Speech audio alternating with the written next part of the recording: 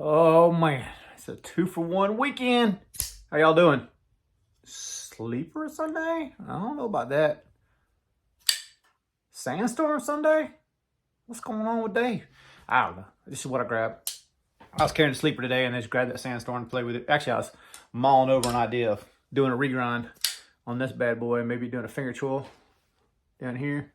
I don't know. We'll think about it. We're thinking about it. You know how it is. You got to brainstorm these kind of things. There's nothing in the collection that's safe anymore. Once you learn how to grind, man, nothing's safe. Honestly, man, nothing's safe. It's kind of crazy. All right, so I figured, like, I did the 45-minute video. I had to kind of, cut it off shorter than I wanted to, but I think I got most of the points across that I was going to get. And I probably just rambled on for another 15, 20 minutes anyhow. So, hey, let's do another ramble here. Why not? Well, first of all, Merry Christmas. I already said that last video, but Merry Christmas again, because I don't think everybody's going to watch this 45-minute video. We'll just do the normal thing here. I told you guys last week that I was going to try to get that 14-inch wheel. Well, it ended up coming pretty early in the week. I can't remember what day of the week it was. It might have been Monday or Tuesday when I got it. I want to say it was Monday when I got it. It was super fast shipping. I was blown away by how fast the shipping was. But I never ground in a 14-inch wheel, so I was like, I don't know what to expect. I don't know what it's going to be like a learning curve or anything. I mean, 8-inch and 10 inches are pretty close together, and it was pretty much the same, so it wasn't that big of a deal. Going from one wheel to the other, you kind of experiment and know what you can get away with some versus others kind of thing. I'm just kind of rambling, and hopefully this makes sense. But the taller flat grounds like that, Denise's, I don't know what model number 2 some that was, 390 maybe, something like that, that I ended up doing the more of a full flat ground on it and a reprofile on it. But that was a candidate that I was like, and in that Vero too. The Vero is the only one I've shut down so far. If I had that Vero again now with a 14-inch wheel, maybe, it's pretty high, maybe. But I actually talked to Shane, AG American, this week, and he's thinking about maybe sending a shaman up, maybe see if I can whittle on a shaman a little bit. But I don't know. We'll see. Let's see if he sends it, and if not, it's kind of already in the back of my mind anyhow. So I'm kind of like, I think I might try that. But as I'm alluding to, this is JD for EDCs. I showed you guys last week the sheepdog part of it, but here's the grind. It's the first 14-inch grind I ever did. Pretty dang happy with it, man. Come out pretty dang nice on this one. So this is just the 120. I think I've gone over belt progression before, but basically I just do. I think on this one I did I do the 60? Yeah, I think I did 60 and then 120. I don't think I even touched the 36 because it was new to me. The belt, I didn't want to be too aggressive, or not the belt, the wheel. I didn't want to be too aggressive with the 36. Now that I know it, I can probably push that pace a little bit. Maybe not. I don't know. But it turned out real nice. I'm really happy with how that turned out. And this sheepdog basically is a whole new knife now. It's a hollow ground. He deleted the flipper, or actually Jay Dizzle deleted the flipper. Did a great job on that. And did the whole ad too. So this is a whole different kind of knife now. Whole different knife, just basically off the design of the sheepdog. This is one that I actually found myself fidgeting with a pretty good bit after I got done with it. This is a fun knife. JD, I hope you enjoy it, man. I think I showed all the other ones I did for JD. I'll try to get that stuff packed up, start sending back this week. This week's gonna be an expensive week for shipping. Speaking of which, I'm kind of hard-headed at times. The state ain't so, Dave. Yeah, it's definitely so. And a bunch of people have asked me for like, hey man, can I throw you a couple bucks? How much does it cost to get a regrind? I don't want the regrinds to cost anything. But I've had now, this is the second person that's mailed me cash for shipping. So obviously I'm being hard-headed or ignorant or however the case may be. So I got to come up with a way that if you want to help, you can help. I'm not going to ask you to help, but if you want to, as far as like I do a knife for you, you want a chicken for shipping or something like that. I don't want to just put PayPal out there. It kind of seems cheesy, but I don't have any other ideas. I don't know. We'll figure out something. Y'all got an idea? Shoot it my way. I think I showed you all the knives I ground for Denise. I think all those are all finished up. Only thing I had to do was put edges on a couple of those or something. And same with the ones for JD, but they ain't really worth showing you, right? The bulk of one I want to show you today is what Chris sent. And the only one I didn't touch from his is I just gotta show it again because it's such a sick knife, man. This dollar board. God, this thing is so sick, dude. The more I look at it, the more I play with it, I'm falling in love with dollar board stuff, dude. I mean, I'm going to have to get a dollar board. I'm going to have to suck it up and get one. And I had a good friend of mine actually offer me a custom, a Jeremy Marsh and Jim Burke collaboration custom. It's based off one of Burke's models, and man, that thing's a banger, dude. And I'm like, man, I love it. It's awesome, but it's in the price range of a Dalibor, and that's what I compared it to. I'm like, I'd rather have a Dalibor, man. Like, I don't. Both of those are freaking awesome makers too, but like, I don't know, something about Dalibor style. You know, like some people, some nice just click with you. Like, obviously, if you watch Steve's video, on his collection video, he's strider heavy, so that design speaks to him. The designer and the design, the build, everything else speaks to him. I think this Dalibor speaks to me. Nick Edwards did a collection video as well. Somebody else, Blade Center, did a collection video. A bunch of people doing collection videos. I think it's cool watching that stuff, man. You know, Christmas, a lot of people got extra time. Some people don't have as much time, but I think a lot of us have extra time that we can kind of like watch a video or two more longer than normal. So hopefully a couple of y'all watch that 45-minute video. Like, I don't expect the vast majority of people to go watch it because it's a lot of me rambling. But hey, it was fun. And I'm still rambling. Anyway, I just really had to highlight this Dalibor again because Carco Chris, you know, like just to lend it to me, like that's a big lend right there, man. So I'm gonna put this up because I'm falling in love with it. All right, let's start. How are we gonna start? Okay, let's start with the Alamek. This Alamek, it was kind of that funky anodized stuff, whatever else, and the blade was a little messed up. I can't remember what side it was on, but on the flats, let's see if it comes out too. I try to make it look brushed. I did this with the Scotch-Brite. It kind of sort of has a little effect to it, but it's definitely different than this grind. So you can see this grind is all 120. This is what I did. So the runs, well, for you guys, it's going to be vertical, but you know, if I hold my knife this way, it's horizontal lines, vertical lines on the sander, and then this is what was already on there, and the backbone and the crown flipper tab and all that was already on there. Blasted this tie because it was this. Let's see if I flip it on this side. You see the color of the pocket clip? Hopefully it's coming off. Yeah, there you go. And it's on the pocket clip. The whole thing was that way. I asked him what he wanted me to do. He said just do the tie. So the hardware and the pocket clip and the backspacer are still the original ano, and the ties. I'm blanking on what kind of media it is. Oh, it's been one of those days. Aluminum oxide. Sorry. Whew, man. It's been an aluminum oxide blast on this one. So it's a little off center, but it was when it got to me. But as far as like the overall knife being what I wanted to try to get done with it, the execution of it, I'm pretty happy with what I did with it. And it's up to Chris to finish now. Y'all know that, if you don't, but Chris finishes a lot of and does a lot of his own work too, which I encourage all you guys to do that. You know, if there's something I can help you with, you get to buy something I can help you with, just hit me up. Like Kyle Coonley actually sent a couple my way. I'm gonna try to fix for him, hopefully tomorrow. But if not, maybe actually I'm off Tuesday too, so Monday and Tuesday. Well, you know, off is like relative because it's all about calls, right? Getting called in. All right. This one I was extremely worried about. I even mentioned it in that video, the first video. And this is the Evo. And the most trouble I had with this thing was getting the studs off of it. So I ended up marring them, and I had to take a Scotch-Brite, polish that, a Scotch-Brite wheel, I already belt on the, and with a drill. And I just polished up the edges of it to get rid of the idiot marks that I left in there, which is just, it's just one of those things. Like sometimes the Loctite is easy to overcome. You can pull them out. Sometimes you're an idiot and I wrap the stud with leather, and then I use vice grips and grip them. Sometimes that works good. Sometimes you should cut a piece of leather to start. But, you know, lessons learned have to be learned and taught again. What's that old saying my dad used to always tell me? When you're dumb, you got to be tough. Well, luckily I was smart enough to figure out how to fix my flaws. But anyway, I'm an idiot. I'm rambling. Sorry. I crack myself up sometimes. 14-inch wheel. That's what we was talking about. Stay on track, man.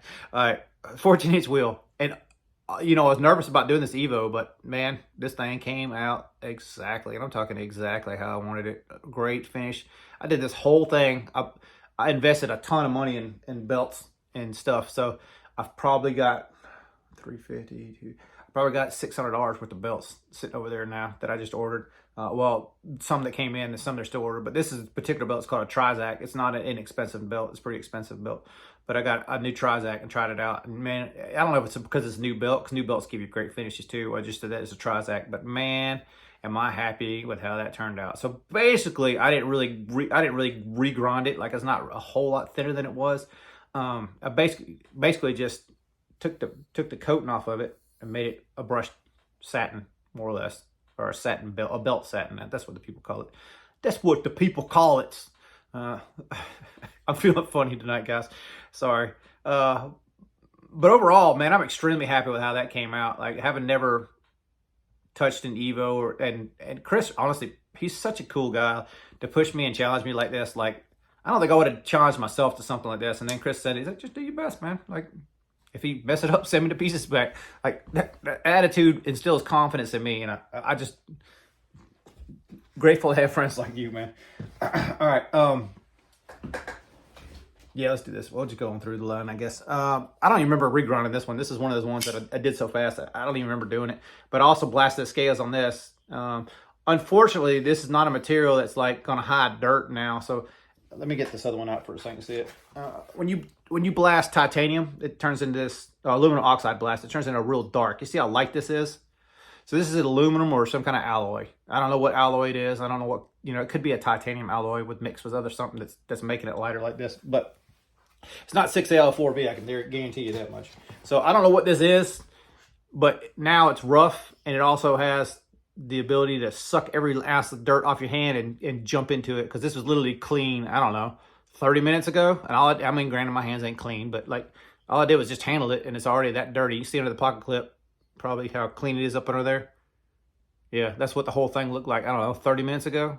But anyway, regrind on that one. I believe I did the 8-inch on this one, and then left the tip kind of pronounced so it'd be a little easier to pry into stuff. This little liner lock or subframe lock, liner lock, I don't know what the hell they call those.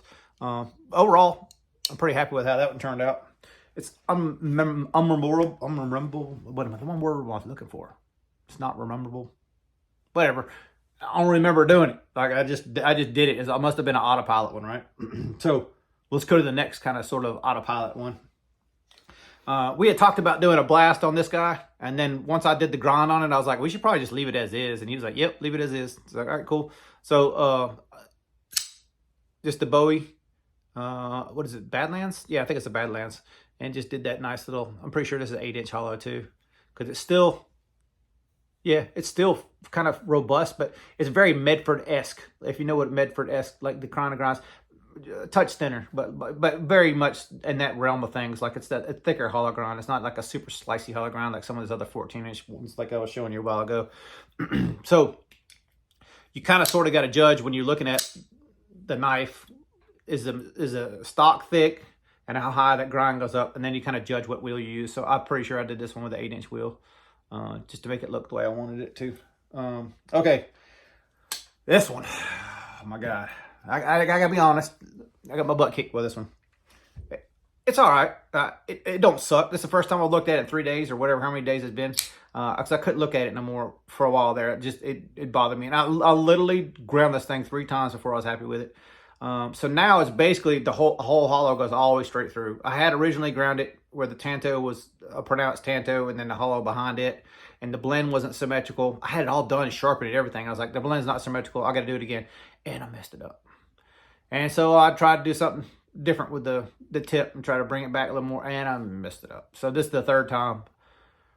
Whew, yeah, this one kicked my butt a little bit. I'm struggling with honestly, I think if you take a tanto and make a drop point out of it, it's fairly easy. But taking a drop point, making a tanto out of it is a little bit more, because you don't have any meat there now. So you got to figure out how to make it work right for the knife with the grinds that are already there. I think that's what messed me up. So as I'm sitting here talking about it, the main thing that I don't like on this is the symmetry. So from this side, just looking at it, it looks fine. I don't see anything wrong. I matched the curve to the frame. Like, I actually blue diced the whole thing and kind of sort of, took a scribe and inscribed the lines I wanted to. I got this one pretty much exactly like I wanted it. I jig grind. I should bring out the jig and actually show you how all this works one of these days, but when you jig grind, you can't see the other side. You can only see one side of it, right? Because the other side's against the jig, and it's clamped in there. You don't want to stop until you get done with, like, at least for that grip progression. Like, you do the 36, look at the other side with the 36, and that sort of thing. And 60, same way, 120. You get the picture. So I was happy with how that turned out, right? I was like, money. Let's go around and do it on the other side. So I flipped it around, and after you get done, I kind of measure my lines and figure out how far I went above the lines that I targeted and all this other stuff. Sometimes you got to grind, you got to feel it out as you go. Went on this side, and the detent track's right in the way. I can't make it as tight, but you can see how close I got it. I got that sucker super close. See that detent track to see how close that grind got. Someone else was warning me about that alignment, about how close that is. But how about this one? Tell me that ain't pucker factor. When you're grinding, you can't see that line. You know that, right? You're against the belt right here. So luck, dumb, skill. I don't know what it was, but somehow I won it and got that one decent. So it looked good to itself, right? But if you look at it symmetry-wise, if you had this knife in your hand and take it and look at it, from side to side like this, if you're going to look at it like that, yeah, it's not symmetrical at all, man.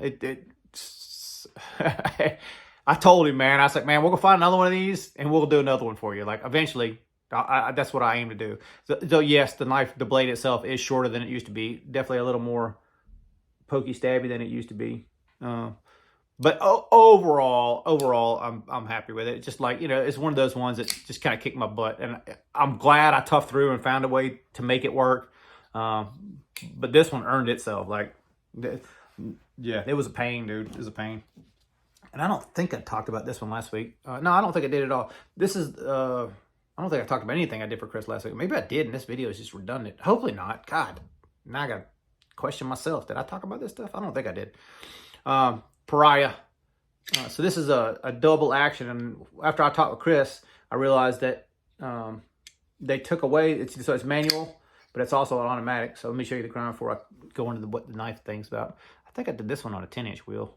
So see how much taller it is than those other grinds I was showing there, 8-inch. You kind of just got to judge, but it's still fairly thick stock. So no, yeah, maybe 10. I can't even remember, dude.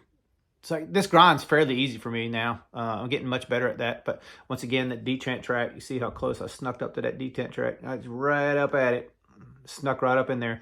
So I think the thing for me is I got to start on the detent side. Like, duh, you should have known that already. Sometimes you're slow. I know. So the automatic part of it, the thing about regrinding, and I've said it a couple times now, is it lightens the blade. That's going to be a good thing and a bad thing. But in the opener, side opener, that's a good thing because it actually comes out way better now. I'm really happy with how that performed as far as like the side opening, how much better it made that thing. Overall, I think I like this knife pretty good. Like, I think, like I said, now they're either automatic or manual, not both. And I think they changed something about the button because Kyle told me that he was walking around with this blade deployed, hanging out of his pocket.